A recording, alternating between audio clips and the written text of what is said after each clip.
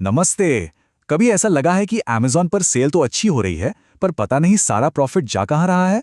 अगर हाँ, तो आज हम इसी पहेली को सुलझाने वाले हैं। इस सफर में हम Amazon की फीस की उलझी हुई दुनिया में गोता लगाएंगे, ताकि हर सेलर अपनी मेहनत का सही हिसाब किताब रख सके। ये एक ऐसी दिक्कत है जिससे लगभग हर सेलर गुजरता है। बहुत से नए और कभी-कभी पुराने सेलर्स भी ये देखते हैं कि सामान तो बिक रहा है, रेवेन्यू भी आ रहा है, लेकिन जब महीने के आखिर में हिसाब लगाने बैठते हैं तो असल मुनाफा कहीं गायब हो जाता है। तो ऐसा होता क्यों है? जानते हैं इसका जवाब Amazon के फीस स्ट्रक्चर में ही छिपा है।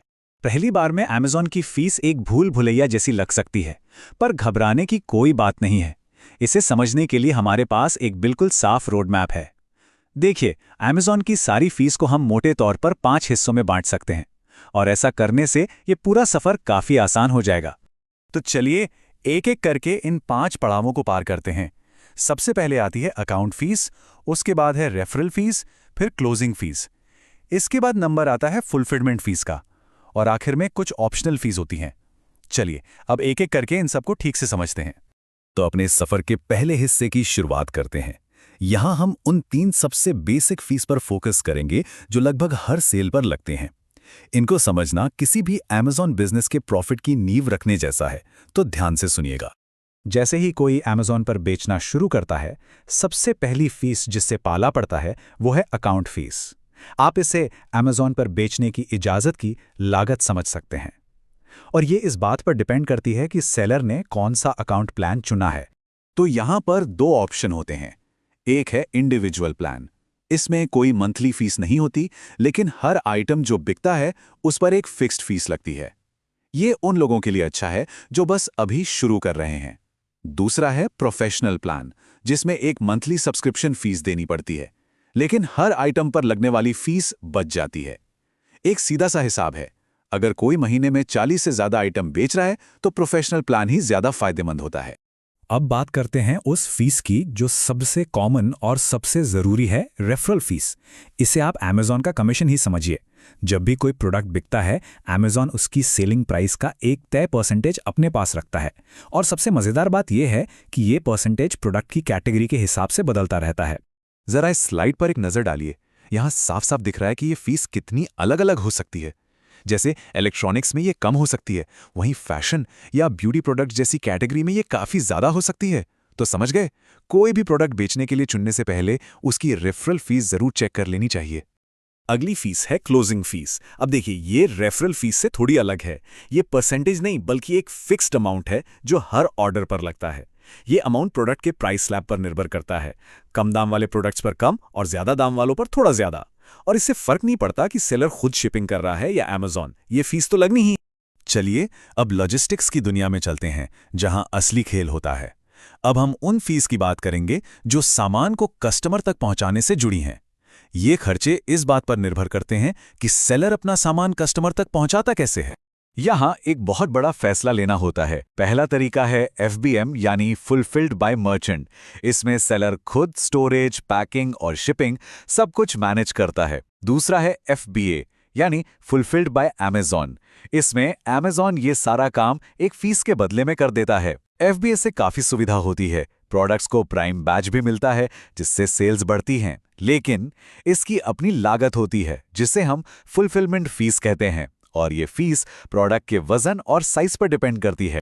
जो सेलर्स FBA चुनते हैं उन्हें एक और फीस का ध्यान रखना होता है, स्टोरेज फीस। ये Amazon के वेयरहाउस में अपना सामान रखने का किराया है। लेकिन यहाँ एक पेच है, एक जाल है। अगर कोई स्टॉक बहुत लंबे समय तक नहीं बिकता तो Amazon उस पर लॉन्ग टर्म स्टोरेज फीस लगा देता है, जो बहुत ज़्यादा होती है। इसलिए इन्वेंट्री की सही प्लानिंग करना बेहद ज़रूरी है।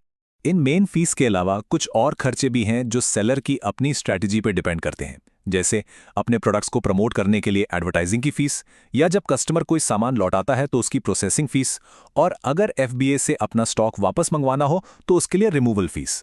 तो अब आता है सबसे ज़रूरी हिस्सा, जहां हम अब तक सीखी हुई सारी बातों को प्रैक्टिकल में लाएंगे।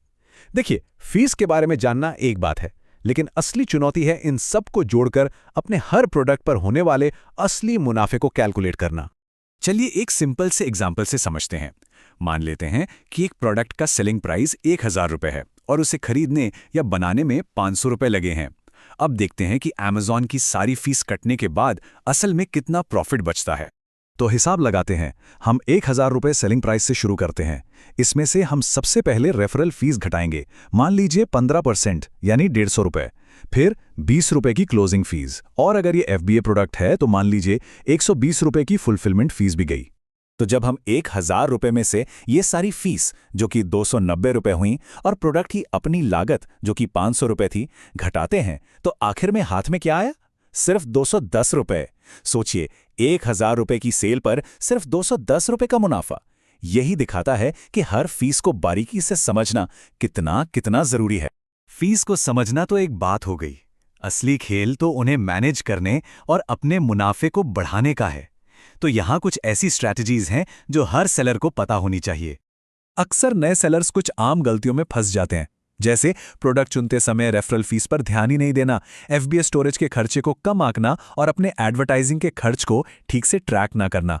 नतीजा क्या होता है? बिक्री तो दिखती है लेकिन बैंक में मुनाफा नहीं। तो इन सब से बचे कैसे? इसके लिए कुछ स्मार्ट तरीके हैं। हमेशा सही प्रोडक्ट कैटेगरी चुनें, पैकेजिंग और वजन को ऑप्टिमाइज करें ताकि फुलफिलमेंट फीस कम हो। जो इन्वेंट्री धीरे धीरे बिक रही है उस पर नजर रखें। इसके अलावा अपने सप्लायर से बेहतर कीमत के लिए बात करें या प्रॉफिट बढ़ाने के लिए प्रोडक्ट्स के बंडल ऑफर बना दें। फीस कम होगी तो मुनाफा अपने आप बढ़ जाएगा। तो दोस्तों, इस पूरी बातचीत का निचोड़ इस एक लाइन में है।